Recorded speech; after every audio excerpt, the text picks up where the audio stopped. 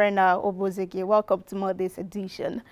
Now, in what would be a repeat of last year's flooding experience in Nigeria, if preventive measures are not taken almost immediately, the government of Cameroon has written to the Nigerian government of their plan to open the Lagdo Dam of River Benue to reduce the level of water caused by the persistent rain in Cameroon. They wrote to the National Emergency Management Agency here in Nigeria, NEMA, and they say in that report or that press statement sent to us yesterday that if we could just have that now.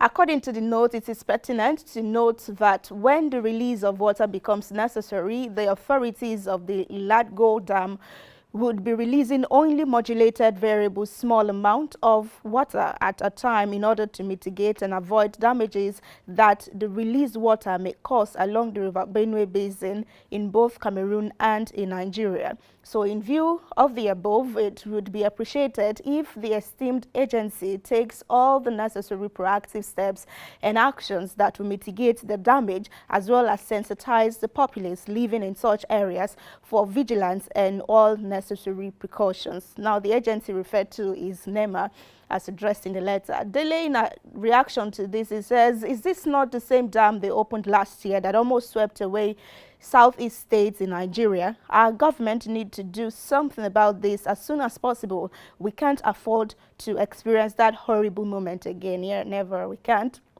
For Oba says, for afforestation of arid north in Niger, create artificial canals and channels to irrigate that region with unleashed excess water, pending when a Nigerian dam is available on River Benue. Learn from countries that have done similar things. Doing nothing is not an answer to disaster.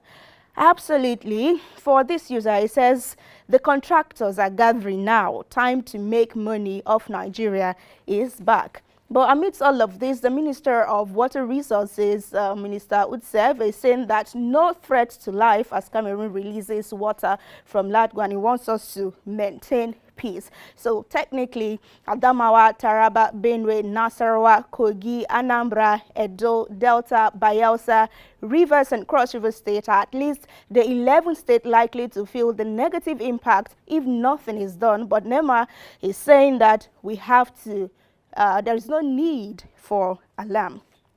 So let's move away to our next story. So I was in church yesterday, but I just decided to, let me check what's happening. You know trends now, if you don't monitor it, they will just disappear. And I checked and I saw that Atiku was topping trends. I was like, what's going on a Sunday morning like this? Bye.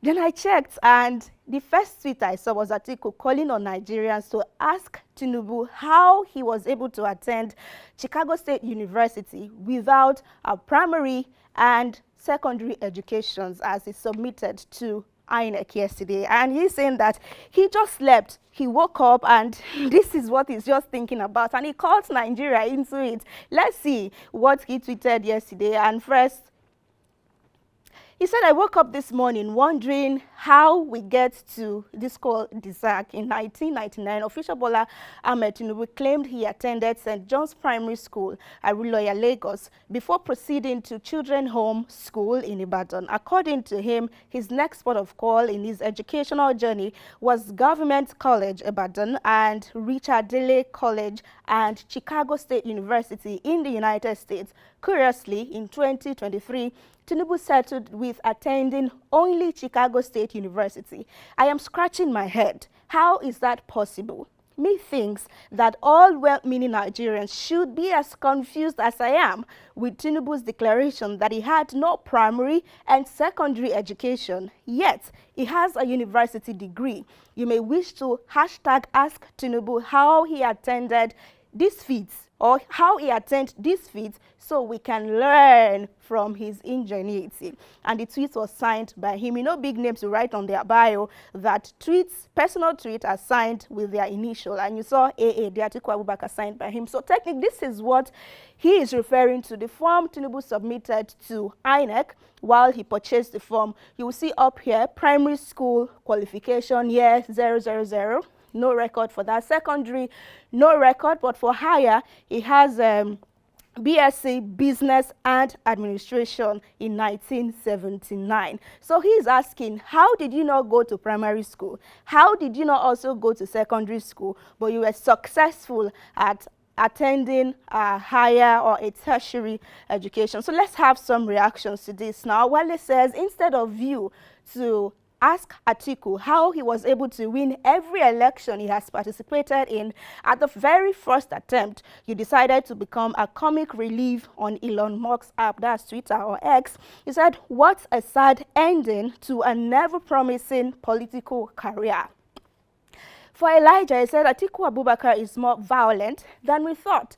Asiwaju should have walked away. He's not only embarrassing himself, he is embarrassing Nigerians, the ECOWAS, and the continent of Africa. At this rate, he will have to beg Uncle Biden to intervene. Who is bad? Hashtag ask Tinubu. And that was the hashtag yesterday for this story. This user says, when you had opportunity to ask him this question, you didn't. Rather, you teamed up with him to bring the worst government ever into fruition. I must commend your prowess to unravel Tinubu's mystery, but you have your own fair share of the blame for what is happening in this country. Now, this is what Angela Lewin, the lawyer representing Atiku in the Chicago State University case, whether or not the court should grant Atiku access to his records in Chicago State University. She is saying that you cannot have two certificates issued by same university to the same person for the same course of study, but issued on different dates and signed by two different sets of people. That is what she is saying right there. She's alleging that Tinubu has two certificates. One is business administration and the second one is business and administration. So English is back to the stage again, just like 36 states and the FCT. So yeah, this picture trended yesterday. Is from the website of CSU, that's Chicago State University.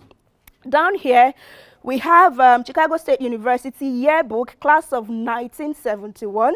We have that of 1972, 73, 74, 75, 76, 77 up there, 78. Then we skipped 79 to 1980. So right now, the year that Tinubu graduated from CSU is no longer available on the website of Chicago State University, and this is also raising doubts as to whether this was deliberate on the part of the university or was there, you know, an interference anywhere. So let's see what happens with this development. Interesting, I know, right? So let's go now to say that Tinubu has also publicly, before lawyers, told the minister of the FCT, Wike, not to give him any portion of land for free as far as Abuja is concerned, even if he asks. So he was speaking yesterday at the opening session of the annual conference of the Nigerian Bar Association here in Abuja. Our chief host, the landlord of Abuja, stake at it. I want to ride on your metro line.